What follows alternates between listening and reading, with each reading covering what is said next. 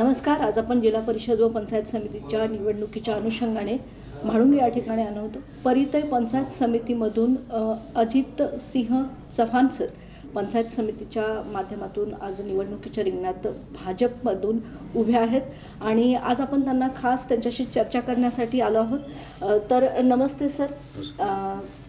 तारा न्यूजमध्ये तुमचं सहर्ष स्वागत. आणि मला विचारायचं आहे की कोणतं व्हिजन घेऊन तुम्ही परितय पंचायत समितीच्या निवडणुकीच्या रिंगणात उतरलात? काय एक व्हिजन आहे तुमचं?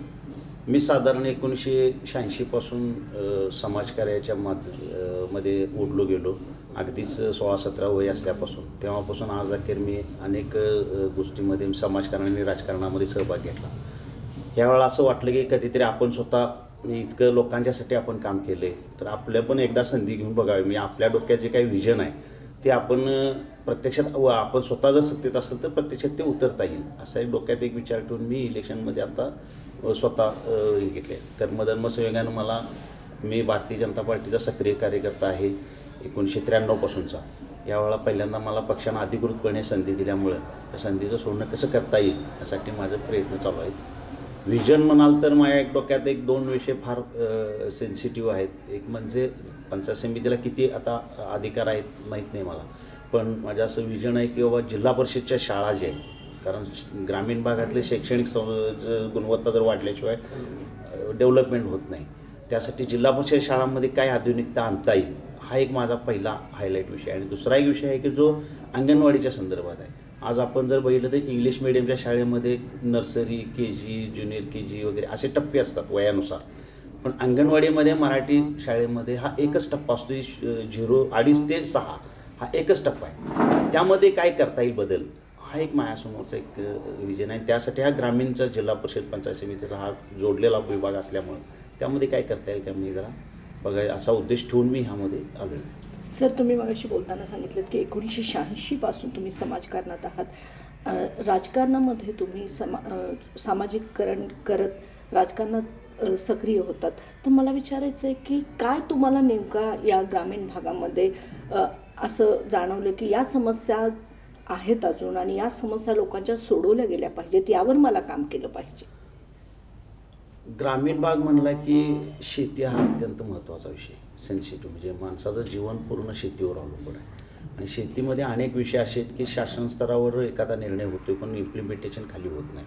आणि शेतीमधील शेतकऱ्यांच्या अपेक्षा वेगळ्या आहेत आणि शासन निर्णय वेगळ्या पद्धतीने घेते. जरी मी भारत सत्ताधारी पक्षात असलो शासन जास्तीत जास्त करण्याचा प्रयत्न करते, पण काही त्यामध्ये अशा काही वेगळ्या व्हिजन सुधारणा करणं गरजेचं आहे की ज्यामध्ये विक्री व्यवस्था असेल. आज आपण त्याला डेव्हलपमेंटसाठी मदत करते शासन, एखादं पीक निर्माण करणं, चांगलं करणं, उत्पादन करणं, यासाठी विक्री व्यवस्था अजून त्या पद्धतीने झालेली नाही. मग हे मी ह्या माध्यमातून सत्ताधारी पक्षाचा मी असल्यामुळं वरिष्ठ पातळीवर मला हा विषय मांडता येईल. जर मी ह्या लोकप्रतिनिधीमध्ये नियुक्त झालो तर ह्या समस्या मला वरती मांडता येतील की बाबा मला ह्या विषयी जर विक्री व्यवस्था जर आपण शेतकऱ्याची केली तर त्यांना 4 पैसे जादा मिळतील. त्यासाठी काय करता येईल, काही डोक्यात विषय आहेत माझ्या किंवा त्यांना सुचवता येतील मला.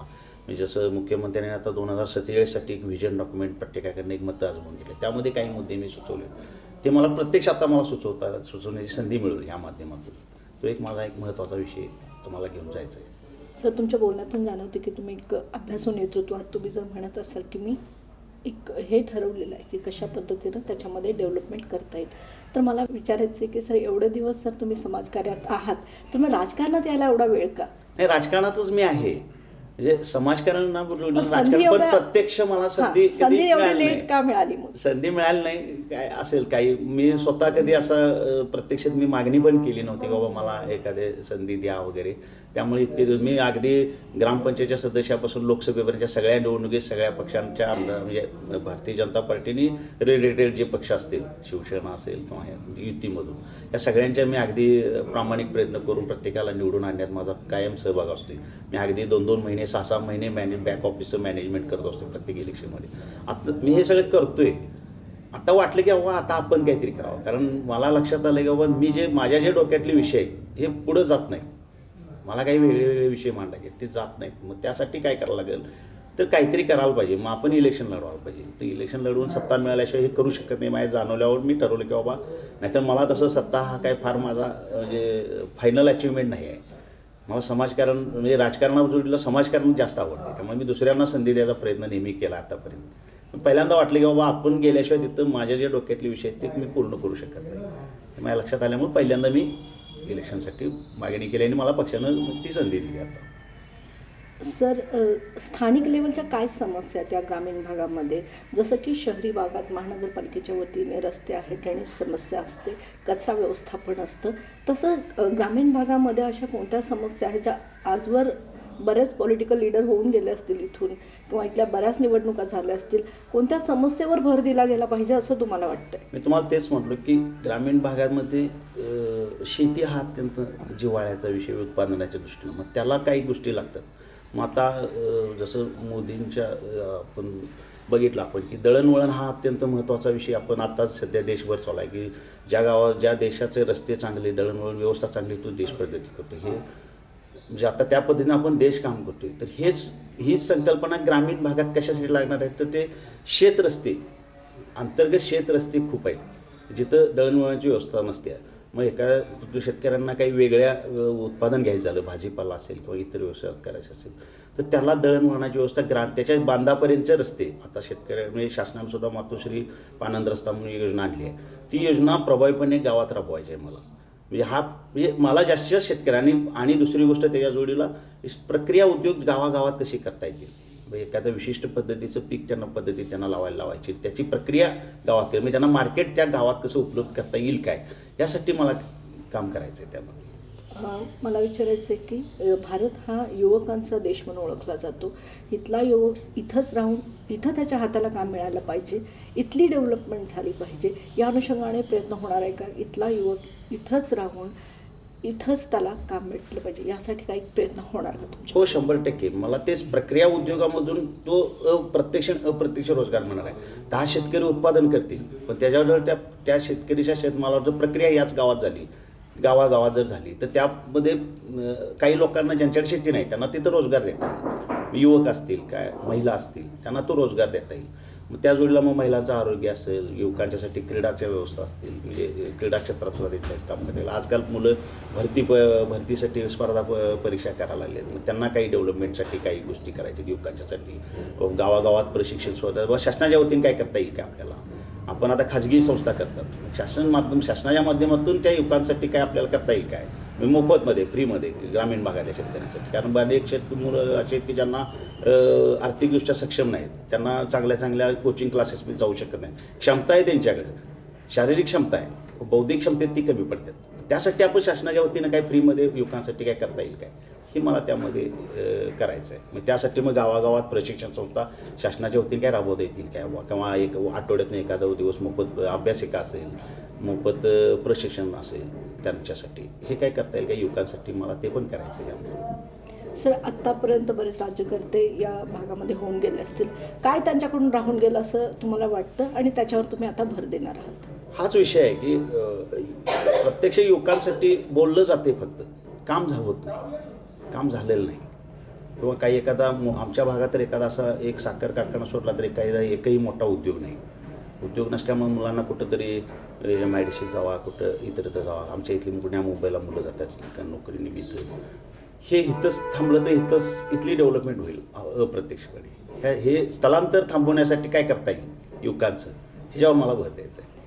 पंचायत समितीच्या माध्यमातून जर आता संधी मिळालीच तर कशा पद्धतीनं एक स्वप्नवत हे गाव दिसणार आहे? माझ्या गावाचं तर 100% चेहरा मोहरा बदल, पण माझ्या गावापेक्षा मला 4ही गावाचं आणि 5ही गावांचं, मला 5 गावांचं आमचं कार्यक्षेत्र आहे. पण त्याहीपेक्षा मी पूर्ण तालुक्यासाठी मी ह्याचं प्रयत्न करणार आहे किंवा तालुक्यामध्ये सुद्धा आपल्याला काय करता येईल काय. कारण कसं झालं आहे, पंचायत समितीमध्ये तुम्हाला माहिती आहे की हा ग्रामीण भागाचा का नाही, महापालिका हे शहरासाठी असते, तशी पंचायत समिती आणि जिल्हा परिषद ग्रामीण भागासाठी असतात. तिथून सगळ्या योजना राबवल्या जातात. मग वित्त आयोगाचे निधी असेल किंवा इतर असेल, आता सरकारनं अनेक योजना असे आणल्या की ज्या म्हणजे गावं डेव्हलप व्हायला लागल्यात. त्यामध्ये अजून आपली जर काही बुद्धी कौशल्य वापरलं तर अजून काही वेगळं व्हिजन जर शासनासमोर मांडलं, आमच्या सरकारमध्ये आता जर काय मोदी साहेबांच्या समोर किंवा मुख्यमंत्र्यांसमोर जर आम्ही एखादं व्हिजन ठेवलं तर त्याला प्रतिसाद मिळतो. जर मी सत्तेत असेल, लोकप्रतिनिधी झालो, तर ते व्हिजन पूर्ण करण्यासाठी मला ताकद मिळेल आणि ते मला करायचं आहे पंचायत समितीच्या मध्ये. बऱ्याच वेळा जिल्हा परिषदेकडून निधी उपलब्ध होत नाही किंवा विकास कामं करण्यासाठी जो निधी दिला जात नाही, अशा वेळी मग तुमच्याकडून कसा प्रयत्न होणार आहे? मी सत्ताधारी पक्षाचा सदस्य होणार आहे, त्यामुळं थेट मी म्हणजे त्या खात्याच्या मंत्र्यांच्यापर्यंत रिक्वेस्ट करायला मला संधी ती राहणार आहे मोठी. आणि मी हा भारतीय जनता पार्टीचा प्राथमिक सभासद. मी जरी 86पासून हिंदुत्ववादी विचाराचं काम करत होतो, पण 92ला ढाक्या पडला आणि VHPवर त्यावेळी बंदी आली होती. मग मला काही लोकांनी सुचवलं की तुम्ही भारतीय जनता पार्टीचं काम करा. मी 93 साली भारतीय जनता पार्टीचा प्राथमिक सभासद झालो. तेव्हापासून आज अखेर मी भारतीय जनता पार्टीचा सभासद आहे आणि सक्रिय काम करतोय. त्यामुळं माझ्या तेवढं हे जे वजन आहे की बाबा मी एखादी गोष्ट त्यांना सांगितलं तर ते मानू शकते. ओके, मतदारांचा कसा कौल आहे आणि काय आवाहन कराल? चांगला प्रतिसाद आहे मतदारांसाठी. सध्या तरी मला मतदारांकडून चांगला प्रतिसाद, कारण मी एक फ्रेश शेअर आहे. आजपर्यंत माझ्यावर कुठलाही आरोप झालेला नाही, कुठल्याही तंट्यात किंवा वादग्रस्त विषयात माझा कधी सहभाग नाही. मी जे राजकारण केलं आतापर्यंत ते प्लेन केलं आहे. म्हणजे एखाद्याची बाजू घेतली तर ती सकारात्मक बाजू घेतली. मी कधी विरोधातच राजकारण केलेलं नाही आजतागायत कधीच ह्या परिसरात. त्यामुळे प्रतिसाद लोकांचा, सर्व पक्षाच्या लोकांचा मला प्रतिसाद मिळायला लागला आहे. मला असं वाटतं की निश्चित मी विजयी होईल. तरीही मी मतदारांना असं आवाहन करेल की बाबा मला जर ह्या सगळ्या या ज्या योजना आहेत माझ्या डोक्यातल्या, हे विजन जर मला पूर्ण करायचं असेल तर मतदारांनी मला साथ द्यावी, म्हणजे मला विजयी करावं एवढं मी मतदारांना तुमच्या वतीनं आवाहन करतो. तर हे होते परिती पंचायत समितीचे अधिकृत उमेदवार जे की भाजपचे आहेत, अजितसिंह चव्हाण सर, ज्यांचा जो अनुभव आहे तो मोठा आहे आणि इथल्या समस्या आणि विकासात्मक दृष्टिकोन आता आपण जाणून घेतला. आता येणाऱ्या निवडणुकीमध्ये मतदारांचा कौल काय असणार आहे हे पाहणं महत्त्वाचं ठरणार आहे. मी सरांना पुन्हा एकदा धन्यवाद देते आणि इथंच थांबते. धन्यवाद सर.